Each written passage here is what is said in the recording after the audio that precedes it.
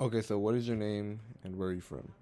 Okay, so you're I just was gonna. born in Britain. My family and I moved here when I was 13 years old. My father had a job here, and yeah, we moved here.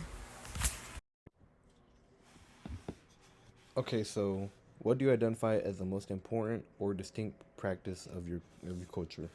Okay, so One significant aspect is the importance of manners and politeness. British culture places a very strong emphasis on being polite, saying please and thank you, and showing respect for others, which I found can differ somewhat from American culture. For one, I found that people in America can be a bit more direct or even come across as a tad rude sometimes, especially in comparison to the politeness that's in British culture. And let's not even get started on the size of food over here. They're absolutely massive.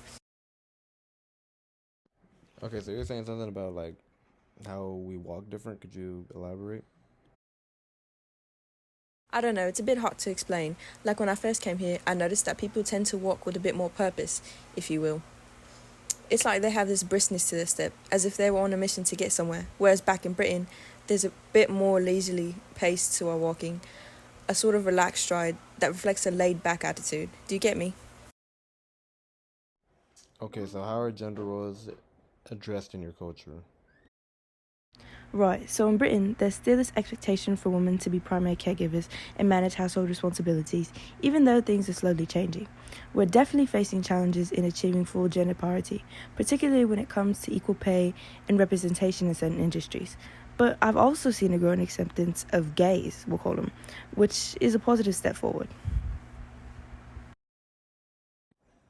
Okay, so how is social power, authority, or social rules and hierarchy expressed in your culture? So like go. So in British culture, social power, authority, and social roles and hierarchy are quite ingrained in our societal fabric, you know? It's all about knowing your place, respecting those in authority, and understanding the nuances of social status. For instance, we have this long-standing tradition of the monarchy and aristocracy, where social power and authority have historically been concentrated.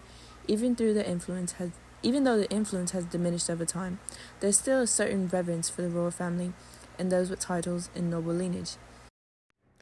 Well, in class, we learned that honor oriented societies' worth comes from one's role or group membership, and in justice oriented societies, worth comes from what one does or doesn't do. What is the role of honor, shame in your culture, and honor and pride, and dishonor and shame important concepts in your culture? We also have this unspoken code of conduct when it comes to social interactions. Politeness and civility are highly valued, which is something you clearly don't value. There are certain etiquettes to follow in different situations. For example, when you address someone or the topic you discuss, it can vary depending on their, I guess, social status would be the term. Well, I guess it's not overly emphasized in British culture, but I guess it's there, influencing our social interactions and behavior in certain ways.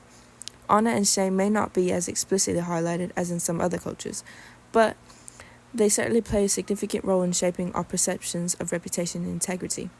In British society, honor is often tied to individual achievements, integrity, and adherence to social norms. Personal accomplishments, ethical behavior, and contributions to the community are sources of pride and honor.